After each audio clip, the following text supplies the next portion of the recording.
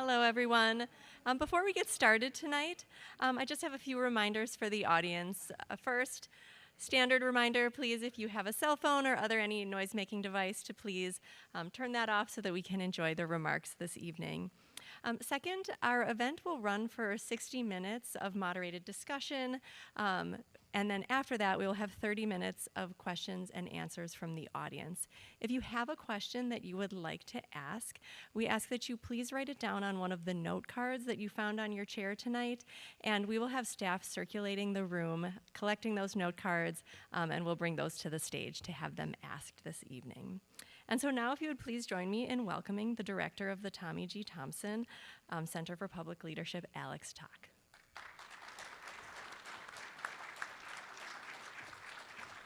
All right, thank you, and good evening. So the Thompson Center has been delighted to be able to sponsor tonight's event. I want to thank Chancellor Gibson and everybody here at UW-Milwaukee for making this possible, as well as Ruth and Lily at the Thompson Center. And of course, thank you to our moderator, Dean Stensberg, and especially to Governor Thompson. I'm really looking forward to hearing Governor Thompson's remarks tonight. His long and distinguished career in public service and reputation for working with both sides of the aisle to advance the public good makes him an ideal person to look to for thoughts on public leadership and innovation in government. So much so that he richly deserves an academic center that seeks to build on his legacy and example. That's what the Thompson Center aspires to be. We work to foster effective public leadership like that of Governor Thompson by offering public events such as this, funding research and scholarships, and conducting other activities across the UW system. If you also value this, and if you're interested in Governor Thompson's remarks, I expect you do, I urge you to check out our website for other events and activities. I'm now pleased to introduce Chancellor Thomas Gibson. Chancellor Gibson holds a bachelor's degree in mass communication from Eastern Connecticut State University, a master's in education from the University of New Haven, and a doctorate in educational leadership in higher education administration from Johnson & Wales University.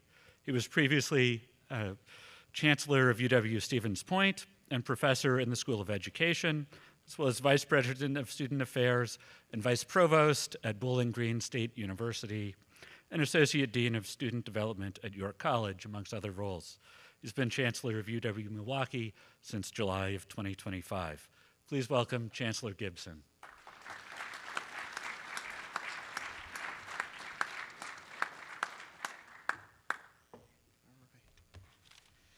Thank you, Alex, and thank you all for coming tonight. Allow me to extend a warm UWM Panther welcome to each of you. To our visitors, I am delighted to have you on our campus. This has been an exciting afternoon for our students. It's not every day that they get to interact with a former governor. I know that they were thrilled to have Governor Thompson in their class, sharing a meal with them and just really engaging in deep and good discussion. Events like these encourage students to engage in public discourse and learn from the experiences of respected leaders. Tonight's program is part of UWM's Distinguished Lecture Series, which is now in its 36th year. I am grateful to Governor Thompson for agreeing to be our honored guest this evening. You might know him as Wisconsin's longest serving governor, or as the Secretary of Health and Human Services under President George W. Bush, or as the former UW system president. I know him as my former boss, and the person who hired me, giving me my first chancellorship. Governor Thompson led the universities of Wisconsin while I was chancellor at UW-Stevens Point. So we have some really good history together. I look forward to a rich discussion tonight led by Dean Stensberg. Dean serves on the board of the Tommy G. Thompson Center on Public Leadership. He has been a public servant for the state of Wisconsin for over 35 years, serving in all 3 branches of government. I know you are all eager for our discussion tonight, so let's jump right in. Please join me in welcoming Governor Tommy Thompson and Dean Stensberg.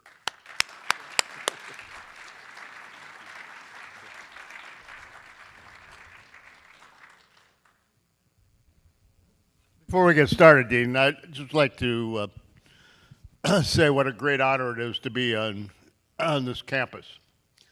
This university has got tremendous opportunities to lead Milwaukee County, and the state of Wisconsin.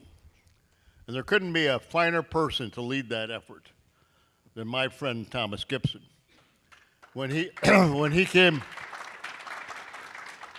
came in for his interview, there were 2 individuals, and I had him down in my office, and we had coffee together, and we had a private discussion. From that first meeting, I recognized the leadership qualities and the capabilities of this wonderful person. And I told him, and he will, I'm sure,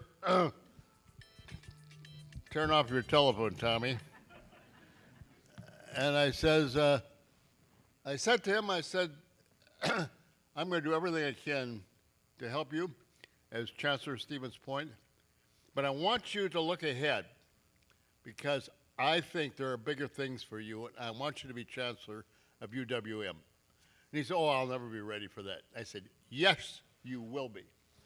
Is that a correct story? Very true. And we now have him as head chancellor, and I think he is going to serve this community and this school with the greatest dignity, leadership, and passion of anybody. And I thank you, Chancellor. I also would like to thank Scott Jensen, who has been the head. He was my chief of staff, and he was the head of of the Thompson Center from its beginning, and has done a great job. And I'm great to see you, Scott, and of course Ruth, Brosh, and Alex, the dynamic duo that make the the center go. And thank you, all of you, and thank all of you for coming. Hopefully we'll make it interesting. If not, blame Dean. Well, thank you, Governor.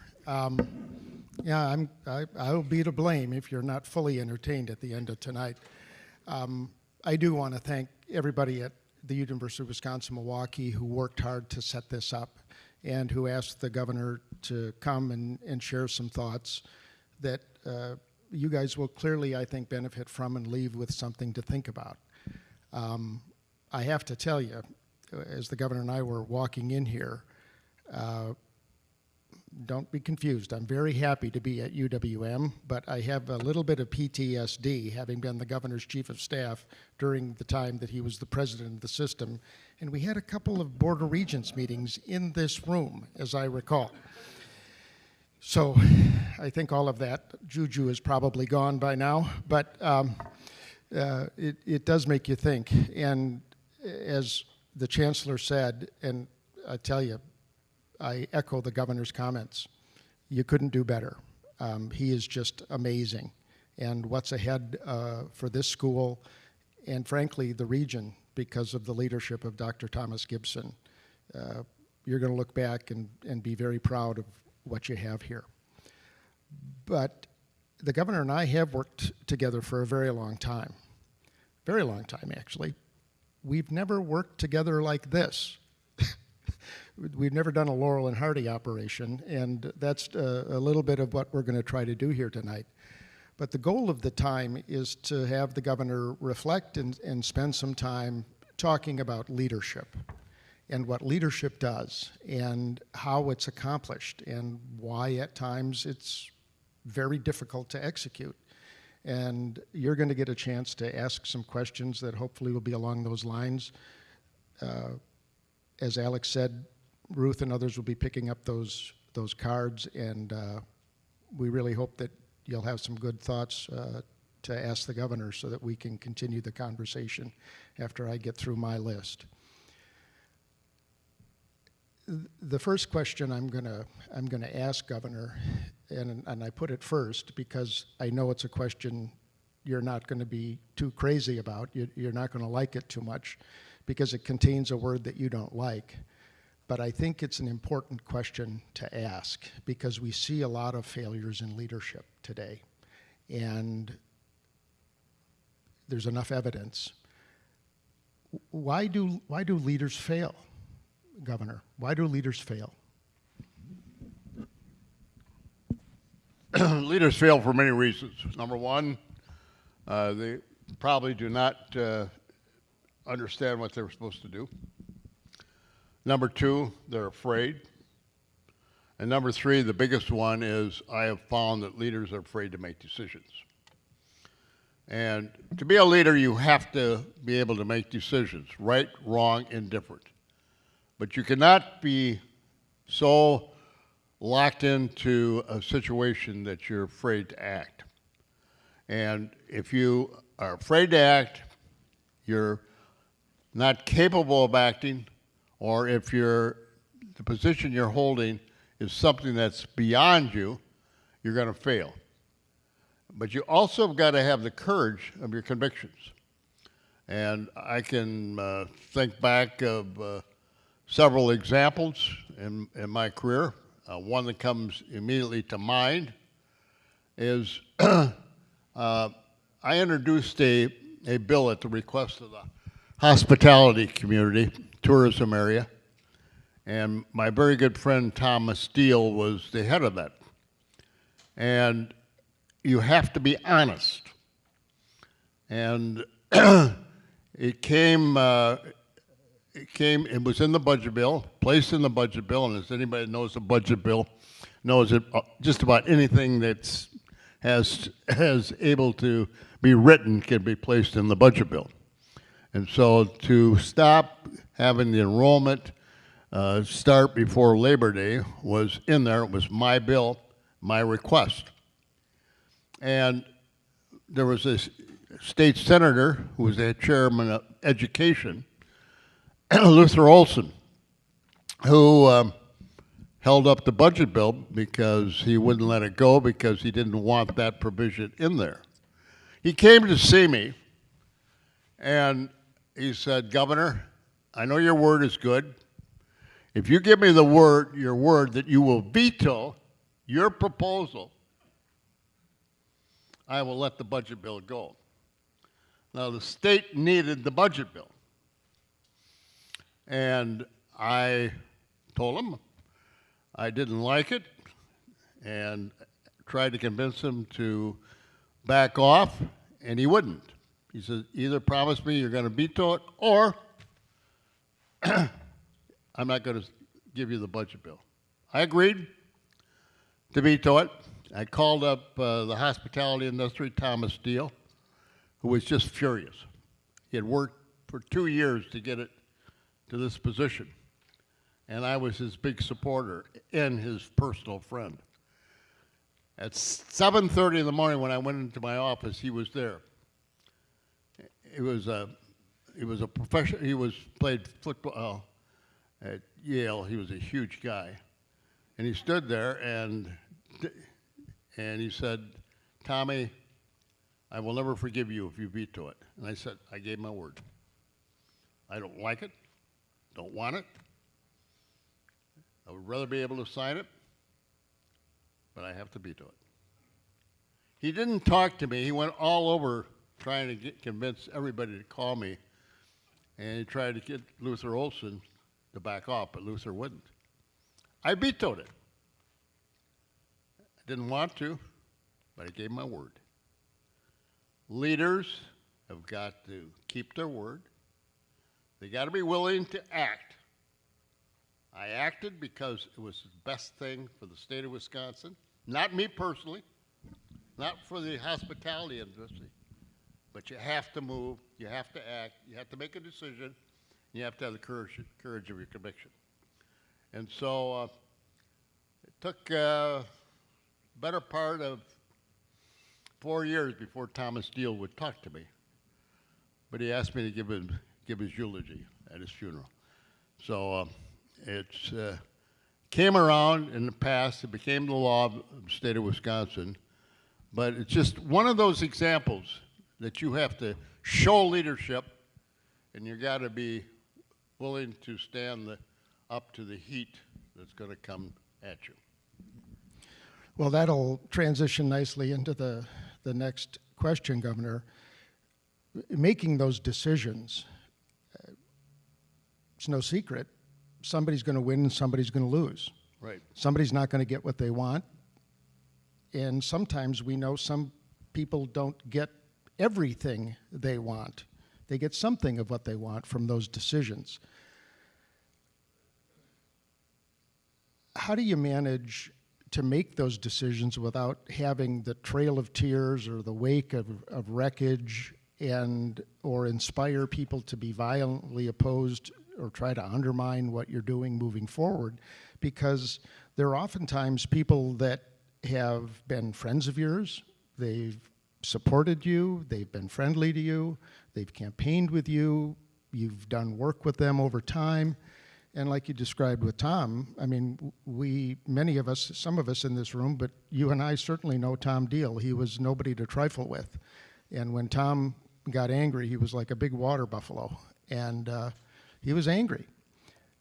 But how do you manage that kind of detritus that comes as a function of actually really doing your job? Well, first, thank you for the question, Dean. And I didn't know these questions were coming, so don't think that this is any preconceived question answers. You've got to be willing to explain yourself. I told you before, you got to be able to answer, you got to be able to make a decision, but you got to be able to articulate it. And in politics, it's really different because you got everybody, when you're governor, everybody thinks you are his or her best friend. And so when something goes against them, and especially when you're a people's person like me all over the state and everybody knows who Tommy Thompson is pretty much still today, it's hard to go against a group of people. But you have to do it. You cannot be effective unless you stand up and do what is right. So the first thing you got to do is always listen to your advisors. Don't need to follow them, but you got to listen to them because they can bring to your attention what people are really saying about this particular issue out there and can help educate you. And I had one of the best in Scott Jensen and Dean Stinsberg. And they would tell me, they would tell me what they thought, but they'd also tell me politically what they thought I should do. But once you make the decision, the governor's got to make the decision. You can listen, but you have to make the decision. But once you make the decision, how do you handle it then against the people that wanted you to do something and you're going against those people? Now, a lot of politicians will call the people that are going to be happy with your decision and take credit for it. That's the easy thing. It's the wrong thing, I found. I call the people that I'm hurting and talk to them and tell them why I have to do this. Why I know that you wanted me to do this, but it's not in the best interest of the state.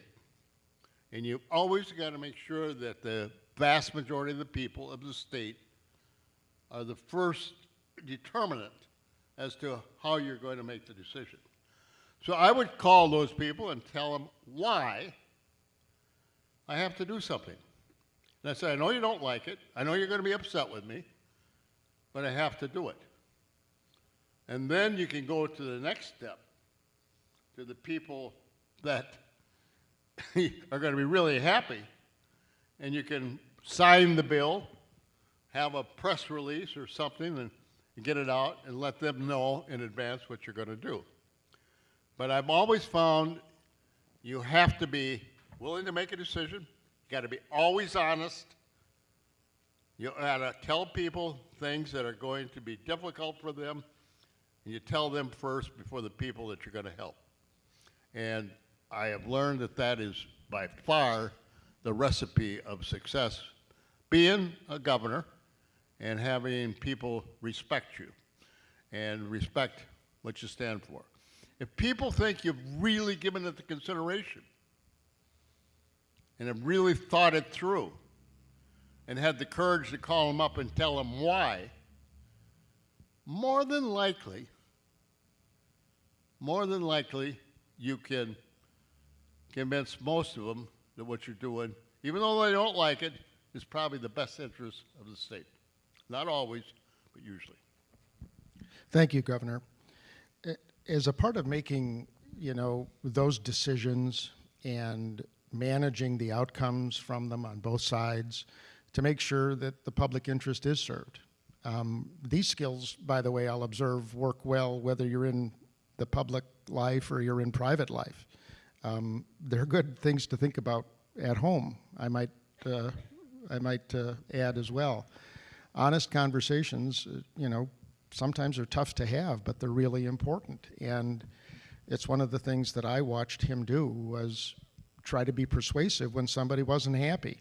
That's a heck of a spot to be when you're trying to be persuasive, is somebody, got the steam coming out of their ears. But he was undaunted by it. And to me, it sort of leads into what I'm going to ask you to think about next, Governor, which is those decisions are usually part of, we live in a democracy. We have 3 branches of government. None of us get to run anything alone. So it's always part of a deal. And I remember as a young man working with Scott and others, we would talk about those deals. We would talk about them that way. They weren't necessarily something that we talked about publicly. That wasn't the vernacular we used. Today, you usually think about deals as a commercial or a private sector matter. Today, the word deal is very much a part of the public sector vernacular. And, it's become a part of the way we think about things or have to listen about them.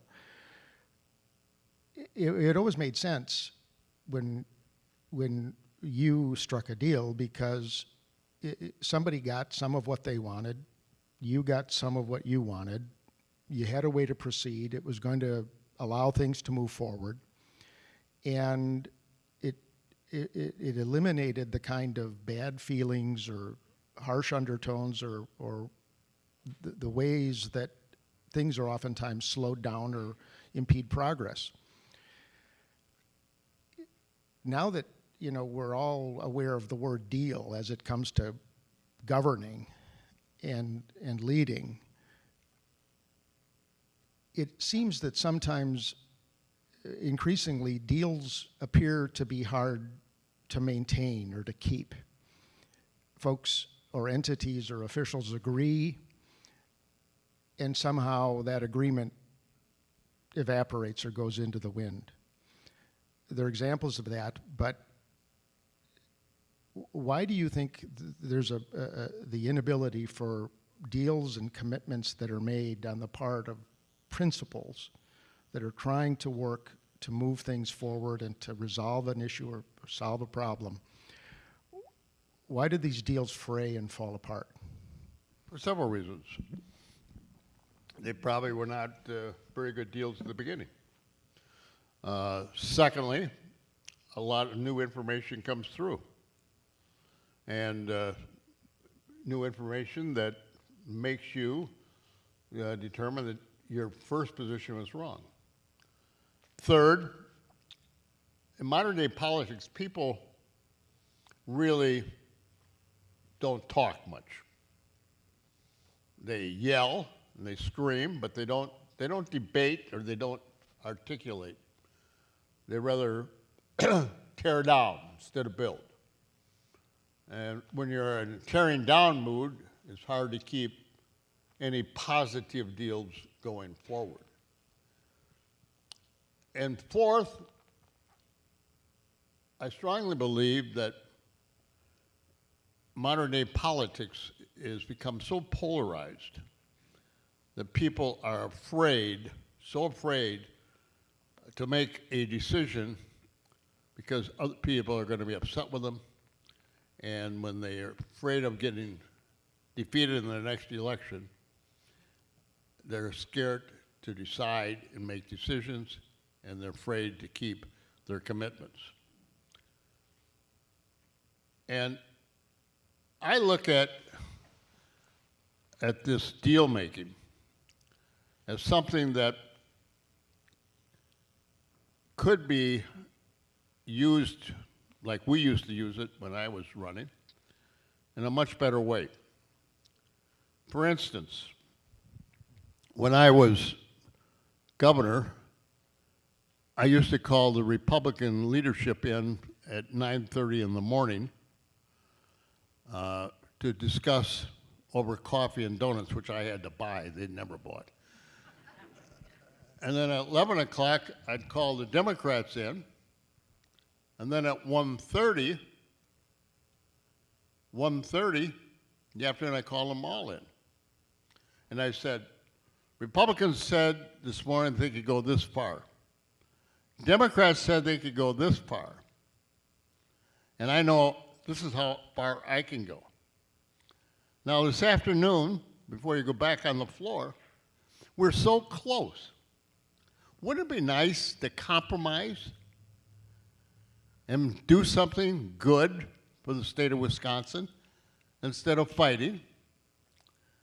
And more than likely, when you had the opportunity to talk to them in the morning, in the afternoon, and tell them that, more than likely they'll go along with it.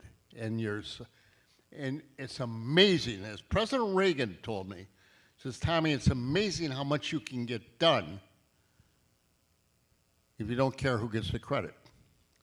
So I used to tell the Democrats, I said, you know, Republicans aren't that bad. We got some good ideas.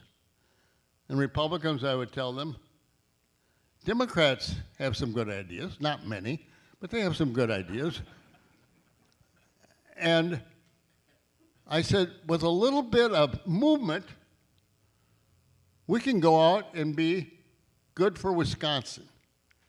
And I would say 90% of the time it worked out. And that is what I think is lacking today. They don't talk. Governor doesn't talk to the legislature doesn't talk to the governor. I made it a point. Scott had set it up, and we would spend the time talking and reaching the deals that not are necessarily good for me, but good for Wisconsin. And that has always been my modus operandi. And I think, you know, most candidates now that are running for public office and why deals are not working, there's no real agenda. Republicans candidates are so far to the right, Democrat candidates are so far to the left, very few in the middle. So they are out there, but they don't really tell you, the voter, what they're going to do. I used to have 5 things on every election what I wanted to do. And hardly a speech went by that I didn't tell the people in the audience what I want to do. Most campaigns today are all on television. Vote for me, or else you're going to get that skunk over there. Not saying what he's going to do. It's just that I'm better than Scott Jensen. You can't have him, or you can't have you, because I'm better. You can't trust him. I would like to get back to the old way where you really had to stand up in front of people and say, this is what I'm promising you, and then be held accountable for that. And I don't see that happening. I just see the willingness to tear down. I'm a builder. I want to build roads, I want to build bridges, I want to build schools, I want to build hospitals. I want to make sure that the people of this state are better served when I leave than when I came in. And I don't find that attitude in modern day politics. You got to vote for me because I'm better than that other guy or that other woman. And it's a feeling to tear down instead of build. And that's what we need, and that's why promises. If you can keep the promises that you told the people, you're going to be better off. Well, thank you, Governor. And, you know, it's pretty clear in terms of keeping those deals, it's sometimes a good idea if it's somebody else's idea. And, you know, one of the things you said to all of us, you made very clear, you've got 2 ears and 1 mouth. You use them in that proportion, things are going to work out just fine. And I'll observe that, you know, I've sat in a lot of meetings with you, in a lot of situations, and people love to talk in meetings, especially if they have an important principal sitting at the table, because, you know, who doesn't want to know, let the big shot know that you know what you're talking about. Well, the governor would allow that to happen, but he would pay attention to the person who hadn't said a word.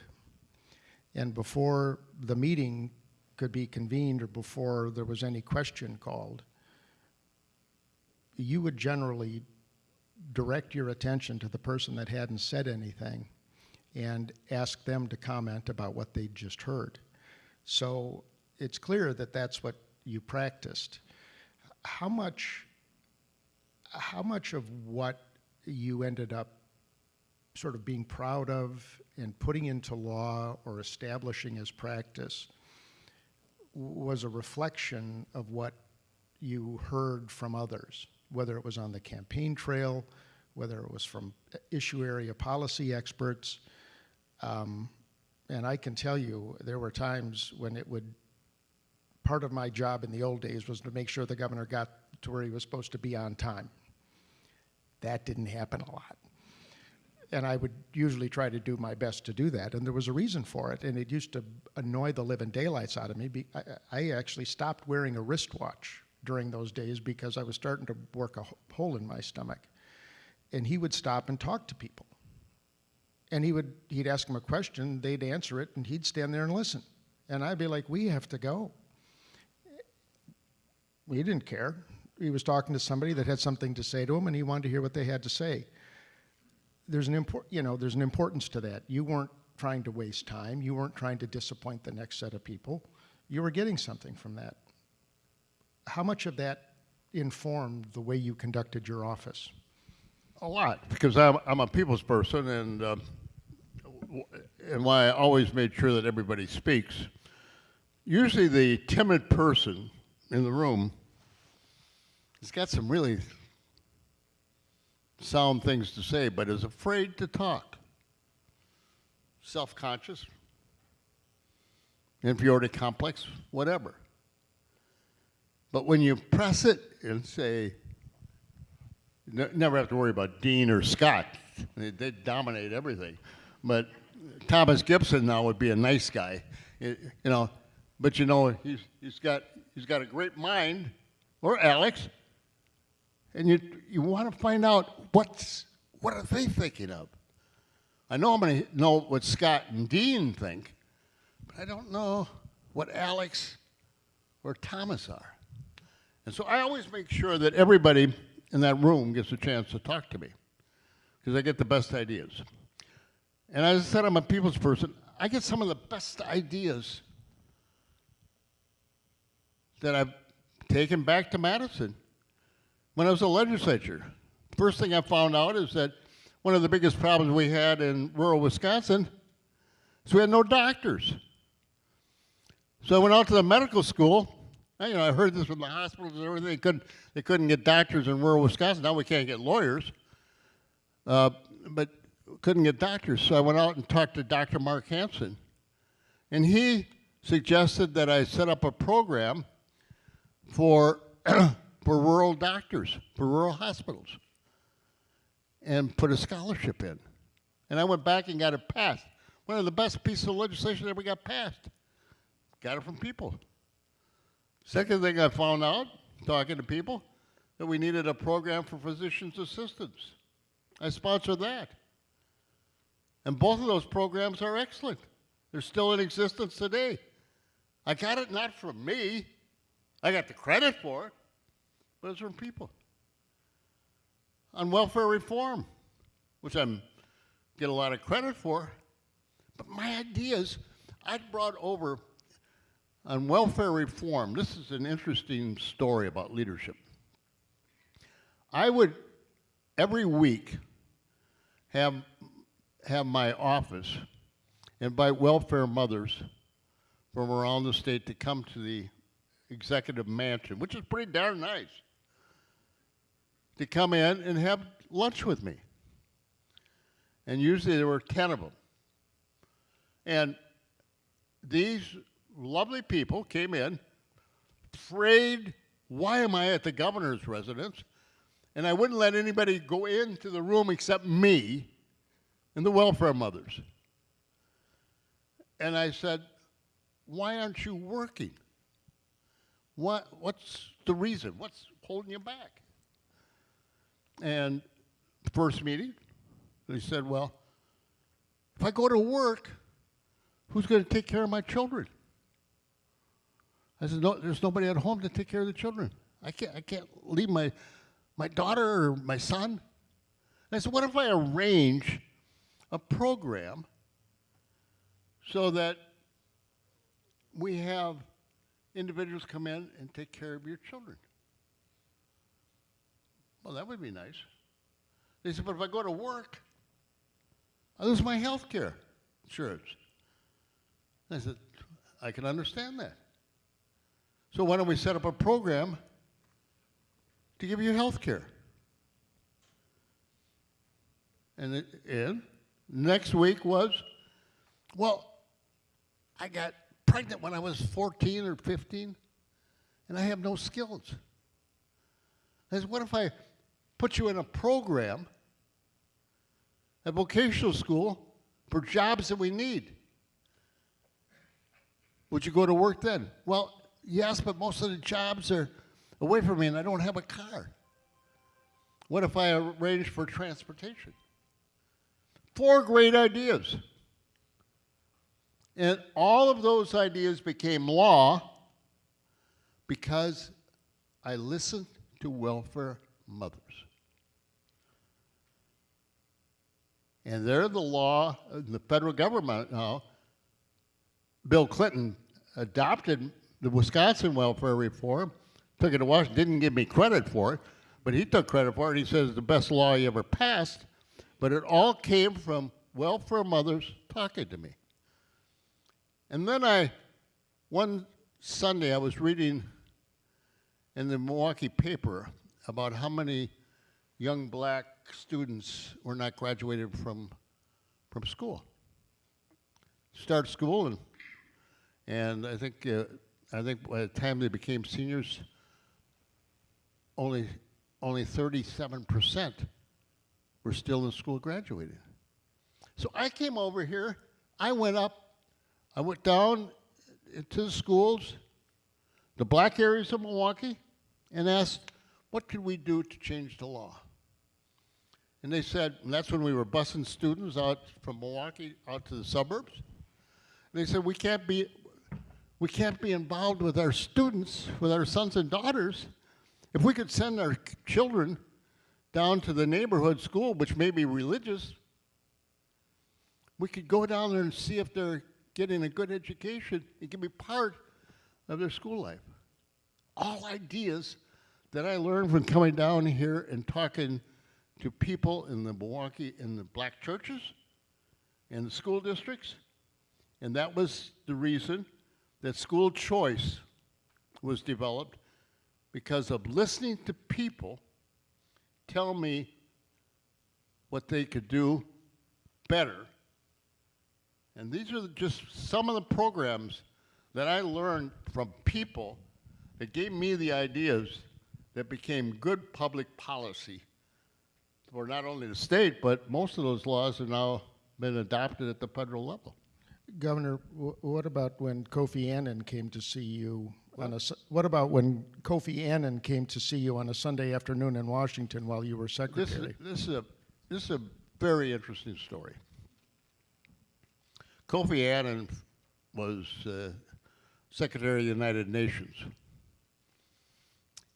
I still remember it was Sunday morning at 11 o'clock that Colin Powell called me. Colin Powell was Secretary of Defense, and he was a friend of Kofi Annan.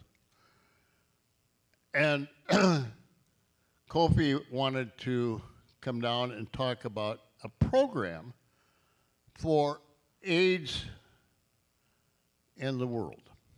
And I was Secretary of Health and Human Services. Colin Powell said, you can't get anything done in this area without Tommy Thompson.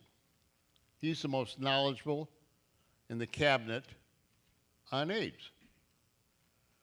And so Colin asked me, and I met him at 11 o'clock. I met with Kofi Annan. Kofi Annan said, I got this crazy idea, Tommy.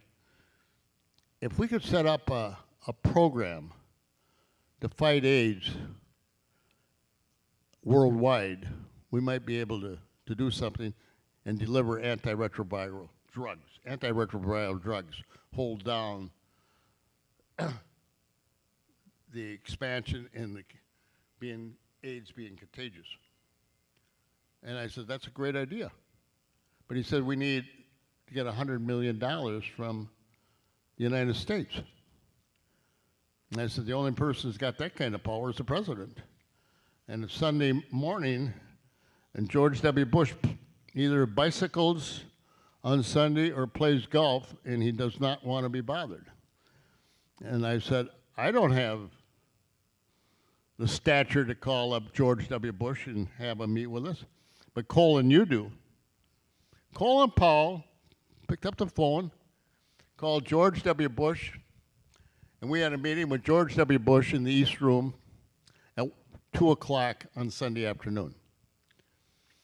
And we laid out the parameter, and we had to include malaria, because that would be able to get it through instead of just AIDS. And the president looked, and he called me up, and they left. And I said, well, Kofi said, I'll wait till tomorrow before he went back to New York. President Bush called me about 6:30 and said, I've decided to go with you. And so be at the office by 10 o'clock tomorrow, and we'll announce it. And we announced it at 10:30 on Monday morning. This all started on Sunday. At 10:30 in the morning, we announced it at the Rose Garden, which is no longer there. It's been demolished. No joke intended. But we went out and talked about it. Press loved it. The president loved it. We went back in the Oval Office and talked about it. The president felt really good. I felt great about it. And then Congress got wind of it, and Congress liked the idea so much that they put another $100 million in it. So it was $200 million. It was the cornerstone of the fight to fight AIDS, tuberculosis, and malaria. And that meeting, and then I became the president of the Global Fund for as long as I was secretary, because I wanted to get it up and running. We went from those $200 million to $5 billion. And that fund is still going. It's got $8 billion now, and has saved somewhere between, some people say 27 million people, other people say $65 million. But the idea of being able to start a program that have saved millions of lives is what government is all about. That's democracy at its finest, and we were able to accomplish that to the credit of George W. Bush, Colin Powell, Kofi Annan, and my insistence that we get it done.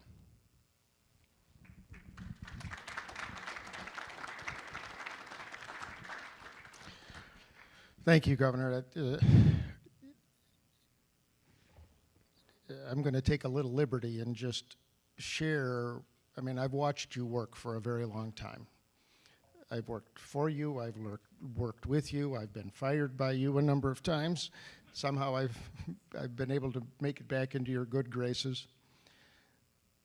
But when it comes to listening and those deals and those decisions, because decisions have to be carried out. There's always something that has to happen after a decision happens. Somebody has to do something next, and they either do it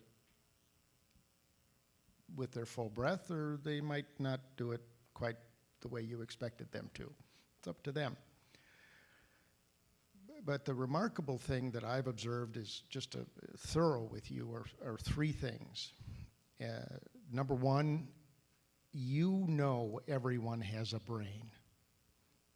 Literally, you treat everyone like they are a thoughtful person, that they think, that they're in touch with their surroundings, that they care about it, and they might have something to say about it.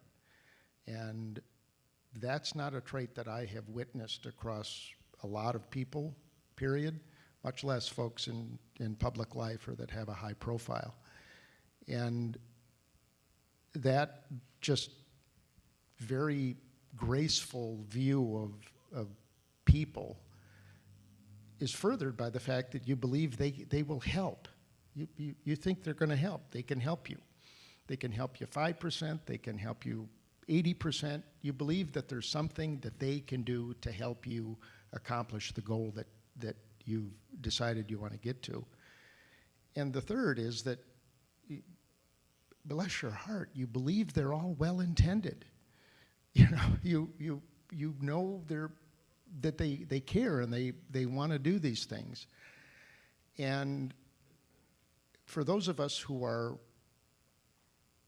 less open, less graceful, and a little more efficient about sort of how we do things, how do you explain that profound decency toward everyone? Well, it's not difficult when you come from absolute poverty or I didn't even know we were poor, but you have to go to work when you're 5 years of age and be placed in all different situations. It's amazing how you learn to like people.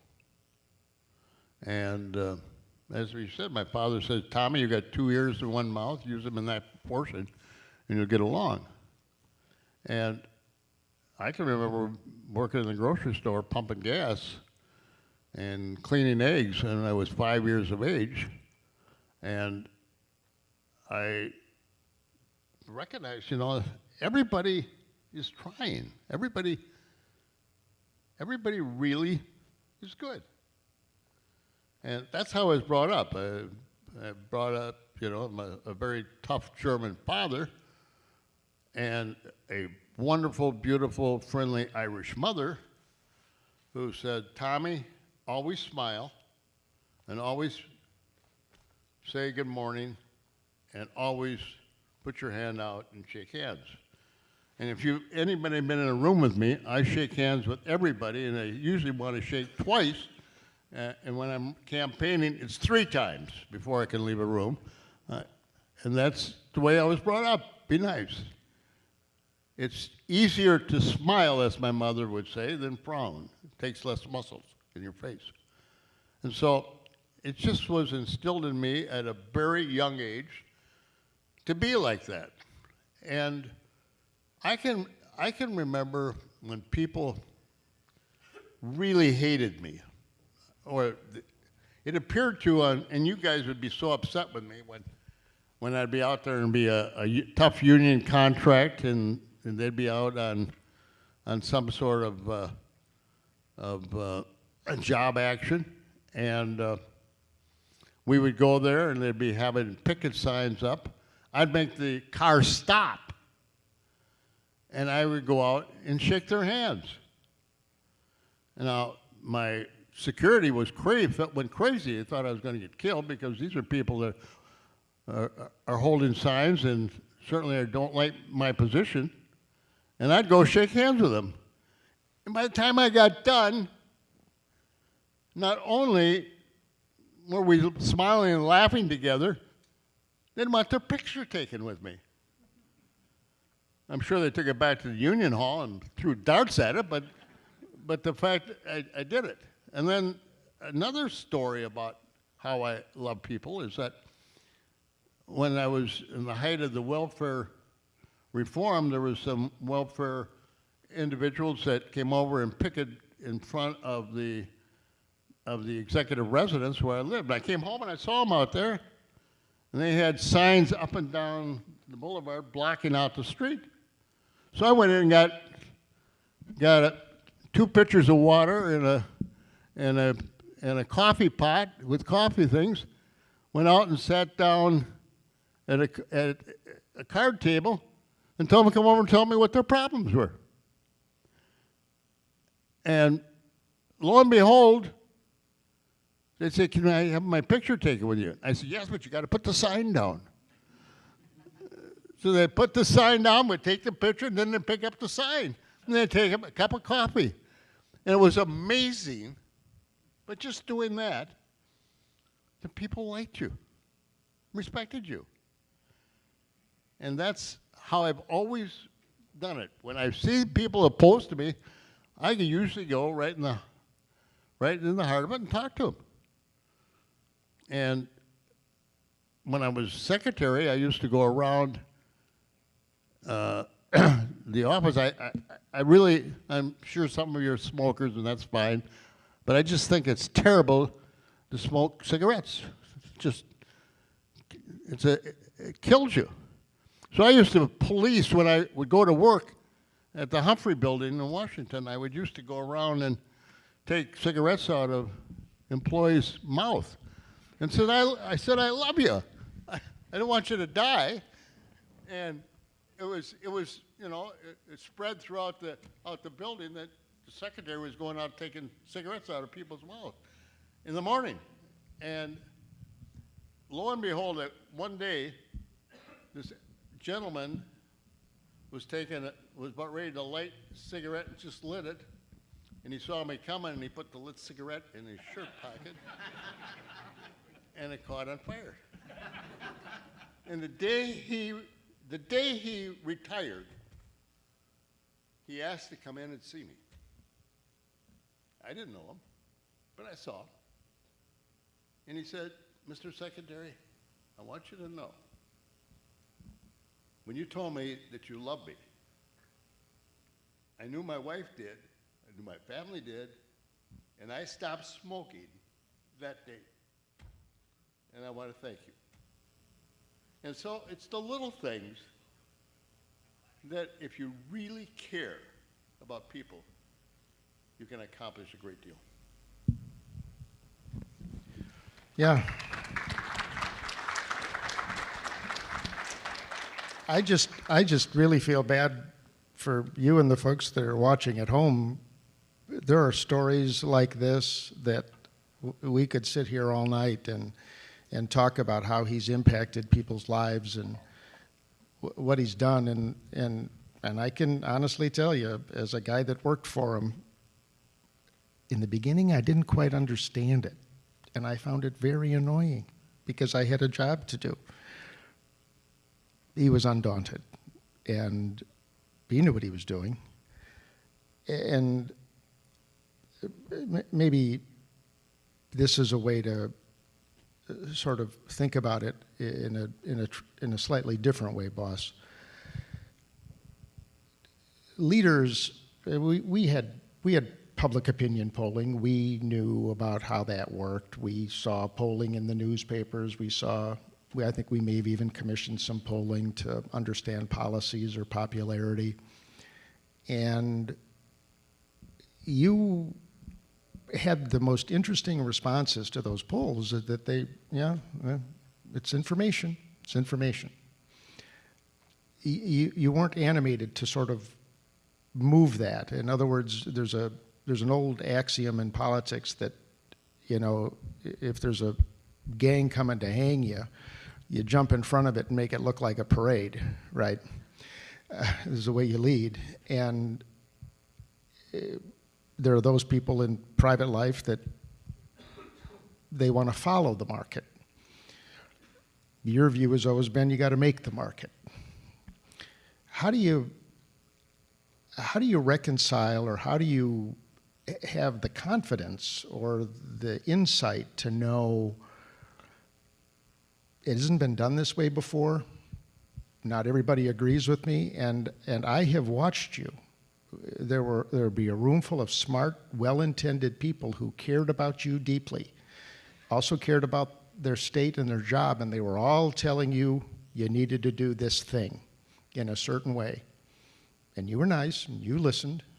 You walked through the door, you went out, and you did exactly what they told you not to do. And it worked. And to me, that was leadership. How do you know how to weigh and balance issue area experts, well-intended people, folks that really want to see you do well, want to see the state do well, and you're just undaunted and you want to, you know, you really don't have any choice but to lead, because you're not going to go the way they are trying to put a harness on and suggest you go. How do you discern where that space is that you have to move in? How do you know, Governor? You don't know. There's no scientific way to know. You know, you got to feel it. And I'm a big believer in following my gut. And when I listen to everything, and my gut is telling me it's not the right thing, it's not good for Wisconsin. They have a reason to protect you, but you don't need to be protected. You need to lead, and what you're going to do is going to irritate them, but it's better for the state of Wisconsin. When you do that and feel that way strongly, as I do, that's how I always have acted. And even though I know how irritated Scott Jensen could get at me, and how you wouldn't talk to me for a week, Dean, but I knew in my heart and my gut what I was going to do was best for Wisconsin. I just find it it's absolutely amazing, because there were times when we knew you were dead wrong, you were going to fall flat on your face, that it was never going to work, that it was going to be a huge embarrassment, and we were there holding our breath and kind of puckered up while you were making your announcement, and live to tell, guess who was wrong? And part of it, too, is literally a force of will and a constitutional desire. I mean, it's not in you to quit when you know you're right or you know you're well-intended. And I think, you know, it does everybody well to remember that persistence pays off, generally. Yeah. Not always, but usually. But it truly does. And which I guess kind of gets me to the last question that I'm going to ask, is about confidence. And it has something to do with, I think, everything we've talked about tonight. A leader has to be confident, especially if a leader is going to lead and not lead from behind or lead as a result of polling or having experts tell you what to do. But there's also another confidence in the world we live in, and that is the confidence of the voters and how they view your actions, your results, and how all of that becomes a part of the mixture that results in success or failure. How do you maintain the confidence of voters and to have your kind of same kind of confidence that you have? Well, you have to have a basic belief in what you're doing. As you know, I read all the contracts. No governor's ever done that before me, and governor's done it since. But I had a confidence that I knew I could save taxpayers' money by reading it and finding mistakes, even though the people that had put the contracts on my desk thought everything was okay. I saved millions of dollars doing that by calling people, and you've been with me when I've done it. But the voters are really understanding. If in fact you really believe it, and you do something, and you tell the voters why, more than likely, if you're sincere and they know you're sincere and are honest, they will give you the benefit of the doubt. And you know me, as I told everybody here, I'd shake hands with everybody I can, and how irritated you and Scott Jensen would get because I'd still be in the room shaking hands.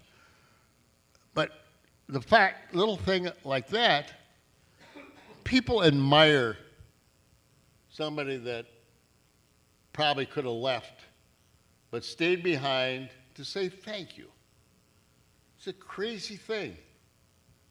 By having a good smile on your face and saying thank you, you can accomplish a great deal. Even though they may think you're wrong, they'll give you the benefit of the doubt.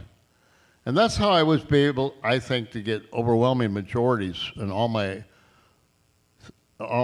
elections for governor, is because people trusted me. They believed in me. And it was because I was out there amongst them, talking to them, wishing them well, and that they will give you a break, even though they think you're wrong, if 80% of the time they think you're right. And that's what I try and do. Got some other questions? I do. We move on to the audience participation portion. Good. You've been involved in development of many of major civic infrastructure deals the last 50 years. Miller Park, AmFam Field. Give us your insights on the creation of those deals and why they're important.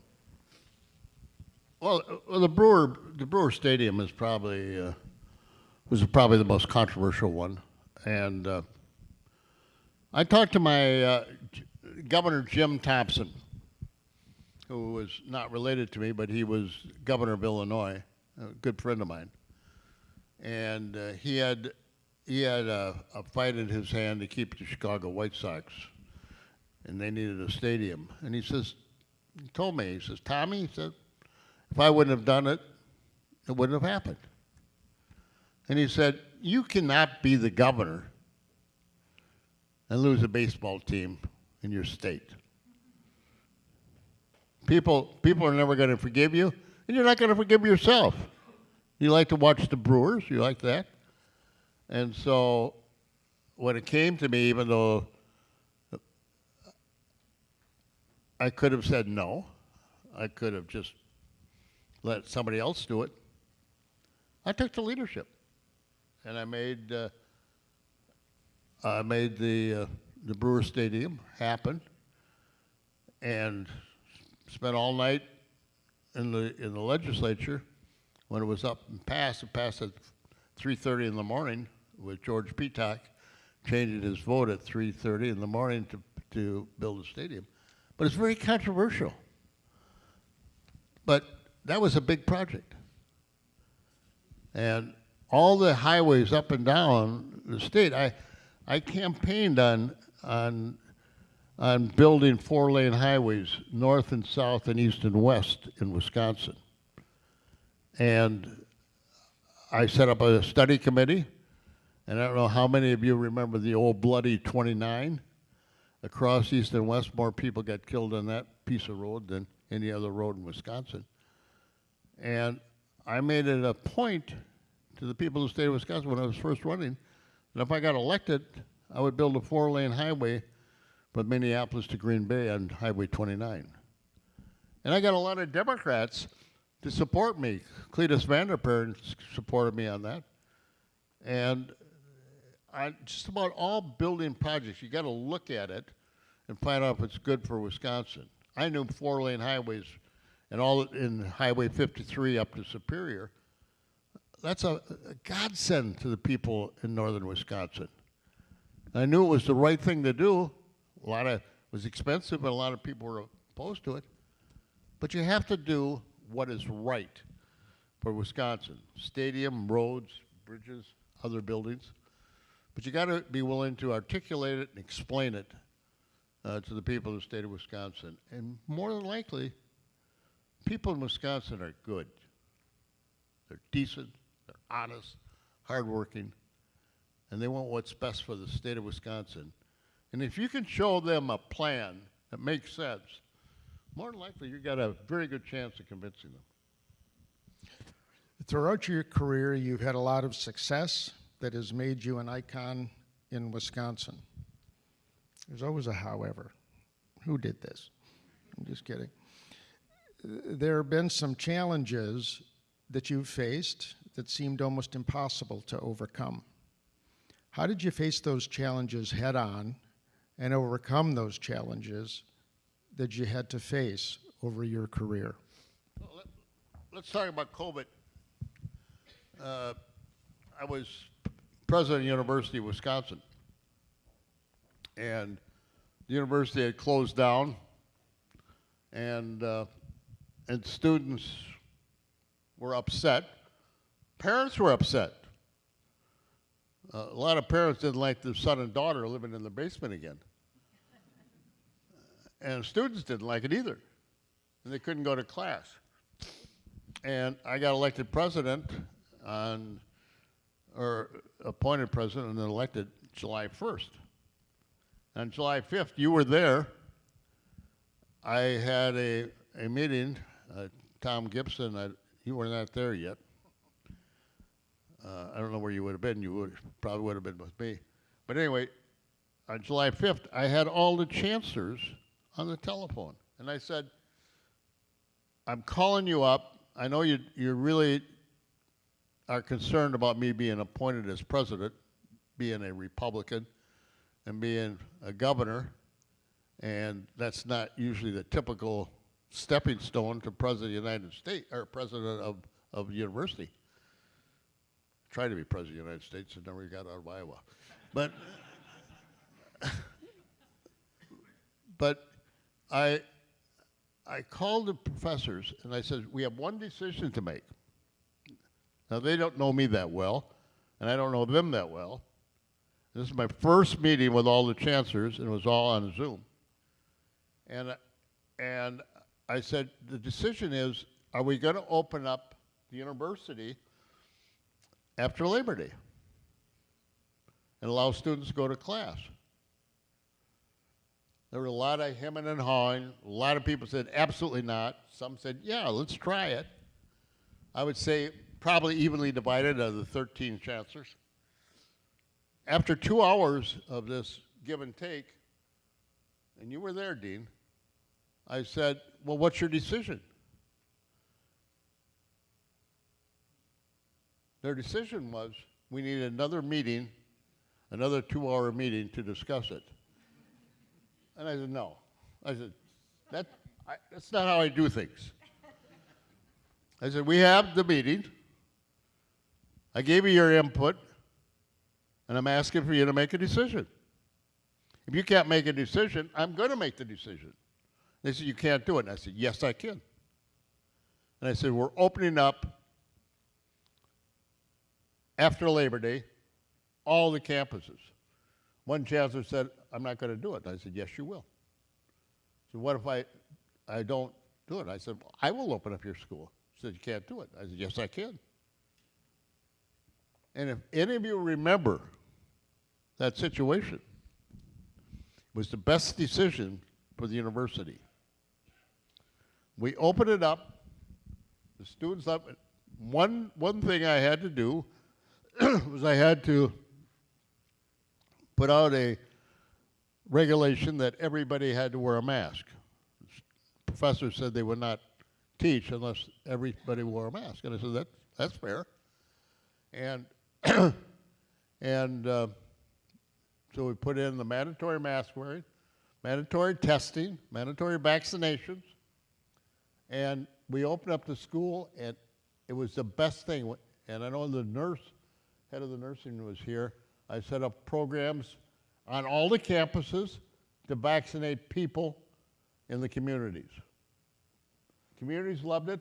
Universities loved it. They got a great deal of respect, got a great deal of good public relations, and it's still carrying on to this day. And that was a tough decision. But it was the right decision. And it could have gone bad, but you have to listen to your gut, and that's what I did. And I still think it was, well, I know it was the right decision, because even the chancellors that were opposed to it came up to me afterwards, sometime later, and said it was the right decision and thanked me for it. So, Well, I remember that. I do remember the conversation, and I remember the call, and I remember a bunch of pursed up lips on the other end that weren't too happy. And you said we were going to open, and we all knew that you were going to open. What I also remember is there was no vaccine at the time. There were no tests at the time that didn't take longer than about a week to get a finding on. Those that were available were really scarce. There were no masks. There was no way to protect yourself. And about a half a dozen of the campuses were facing financial exigency, and we figured it was going to cost about $300 million to do what we needed to do. And the legislature wanted about what did they want, about $40 million back because the tax revenues weren't good. So we didn't have any money either. But you walked out of that room and looked at all of us who were probably as white as a sheet, dripping in sweat, mortified, thinking, how are we going to do this? I don't know how many people even know this, but I remember the governor getting on the telephone with a test manufacturer who was providing tests to a professional sports team. It was a football team. And they had monopolized the inventory of those tests. And we were told we couldn't get them, and we knew we needed them if we were going to open, because otherwise it was just going to be impossible. Well, I won't go into the details, but the president of the pharmaceutical company ended up being on the phone with the president of the university system, and some football teams had to wait for their tests because we got ours. I don't know any other system president or academic leader that would have been able to do that and would have had the courage or the foresight or the confidence to do it. I'll also tell you, you mentioned the President of the United States. You may not even know this either. For the political nerds in the room, you'll get it. When he became president of the system, I changed his name from the governor on my phone. So when his phone rings and it comes up, it says the governor. While he was system president, it said president of the university system. It read POTUS. So when the phone rang, it was POTUS. You referenced modern, yeah, it was kind of fun. I liked it. You should have seen people look at dinner. Referenced modern day politics. During your remarks, when did modern day politics take hold with the changes in interactions that you've described? It seems like it can't happen overnight. Was it a slow, gradual change and movement to these new rules?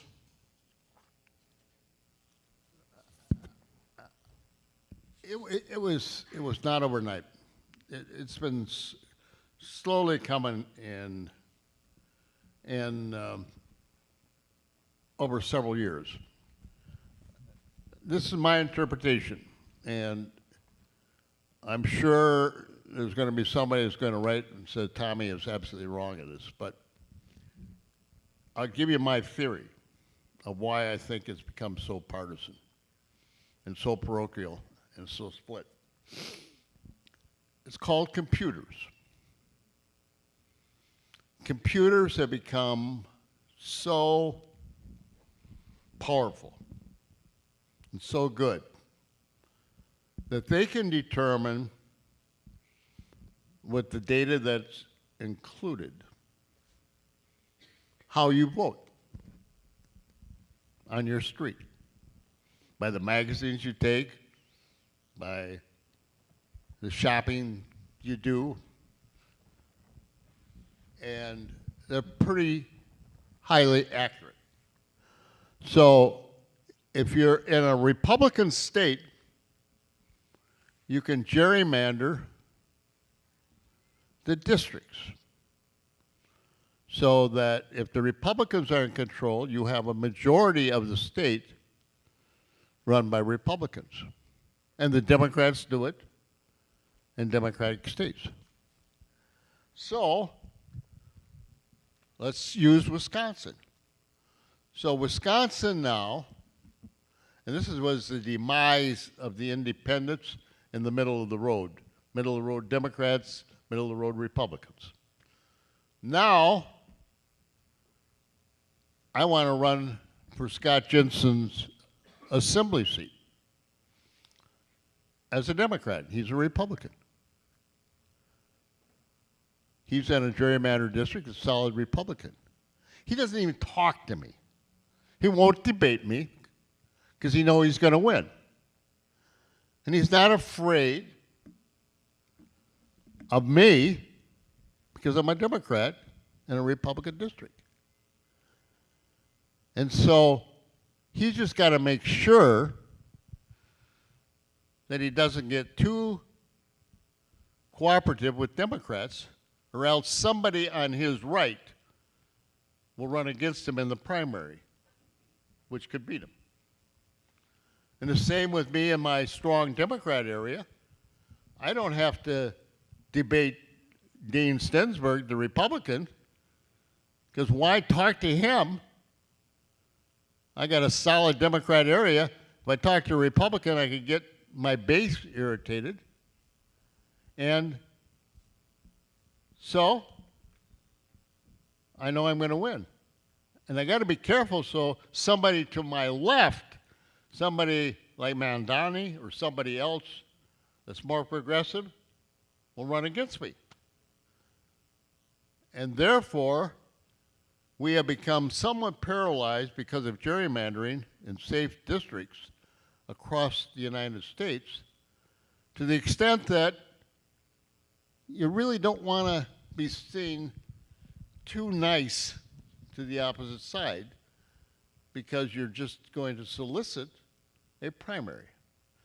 Now, that's my interpretation, and because of that, the independents don't get involved until the general election. The main decision is always in the primary. And that's where the strong Republicans are going to find a conservative Republican usually, and the strong Democrat districts are going to find a liberal progressive Democrat. So what we have now in America, liberal Democrat progressives getting elected because they win the primary, and then it's a Democrat area, they're going to win the general, and strong conservative Republican districts are going to do the same thing. That's my interpretation, and I'm sure everybody else is going to have a different one, but just think about it. There's no reason for individuals now to cross over and be friendly with the other side if you're in a safe district. because all you're going to do is encourage, and you don't want to vote for legislation that your base is going to find somewhat offensive. And so that's what has hardened our politics and people in our legislature, and that's why I think it's going to be tough. But I still believe strongly that there's a lot of independents out there that are moderate Democrats and moderate Republicans that are still the majority and still can sway the way. But in partisan politics, that's what's happening today. Well, we have an interesting development. You know, we're being live streamed, and that I guess means all over the world. What an audience. But we heard from a fan of yours who's let me know that she's watching at home. And this is a testament to everything you stand for and part of the reason we're here tonight. Former State Senator Jen Schilling, who's the Democrat leader in the Senate. From La Crosse. From La Crosse, sent a very nice note with a picture of her in front of her monitor watching away with a big smile on her face. And I think the senator has a pretty interesting question and maybe one of the ways to wrap up what we're doing tonight. How can today's leaders do a better job of connecting and inspiring young people to enter, and trust me, I mean, you know part of the reason I like this question. We were all very young when we went to work for you. And do a better job of connecting and inspiring young people to enter public service, and what skills do they need to work to solve the challenges that face them? It's a great question. I had 2 classes today here. I found them absolutely stimulating. And I would encourage every person running for public office to come to a university and spend a day teaching a class and talking about politics. Number one. Number two, I think we got to demand our candidates to tell us what they stand for, instead of relying upon those gerrymandered districts that are going to elect a Republican or a Democrat depending upon which way the district leans. And number three, I encouraged every student that I met with today to run for public office. And I said, I don't care if it's town board, city council, school board, legislature, Congress, or PTA. Take on a job and run and get to know the people. And if you do that, you're going to get a better type of candidates, I think, and one that's going to grow up to be leaders and make this state better. I strongly believe that we have the greatest state in the United States, and I've said that before. Our football team probably needs a little support, but we have an opportunity to do better because we're active in politics in Wisconsin, and we could do, I think, a much better job. And I also would think we should demand every candidate that's running tell us what they stand for. And what are the 3 or 5 things you want to do? And then I always talk to candidates. I said, listen to this. Run hard as a Republican. Run hard as a Democrat. But once you win, join the W party, the winning party, and start representing and doing the job that you set out to do and set up policies and try and get them passed. And then I say to candidates, when they come up and tell me how bad Scott Jensen is. I say, now you told me how bad he is. Tell me 3 things good about him. Just tell me 3 things good about Scott Jensen, the candidate, that's opposed to you. They can't do it. They won't do it. But you certainly make them put them back on their haunches and say, God, what the hell what's involved here? But that's what needs to be done. And thank you, Senator, for your question. I love you dearly. Even though you're a Democrat, I love you dearly. Well, Governor, we've got about a minute and a half left, and I think it's a perfect time for you to answer this question because I think I know the answer. It's no secret folks are not universally happy with every element of elective politics. There are folks that like some elected officials and some that don't. Some of it is pretty ugly at times, and it's gotten uglier. What do you think is the future of American democracy going forward? I think it's going to be stronger than ever. I think that the more you talk about the demise of democracy, the more you're going to convince people that our democracy is worth fighting for. And I strongly believe that we have the best form of government that's ever been set up. It's got its problems, but when you have the best form of government, why in Sam hell would you want to change it? Why would you want to try something else? Well, I mean, you got to try things, but why would you want to become a socialized government when you got a democracy? Why would you want a dictatorship, a monarchy, when you got a republic and a democracy? And that is why I have full faith and confidence that our democracy is strong and will be stronger next year than it is this year. We got politics is tough. There's no question about it. But politics, I mean, just look back at the politics. They used to, you know, the Aaron Burr year, they used to have shoot-offs. But, you know, we got our problems, but we're Americans. And above all, we're Wisconsinites. And Wisconsinites are always a little bit better than any other state around, so we'll probably have to fix it here first and show the rest of the world how to do it.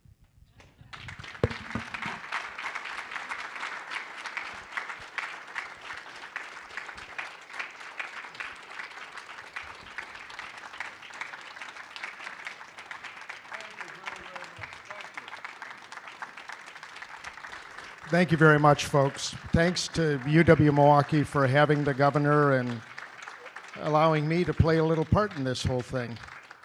Thanks for coming. The governor will be around for a little bit.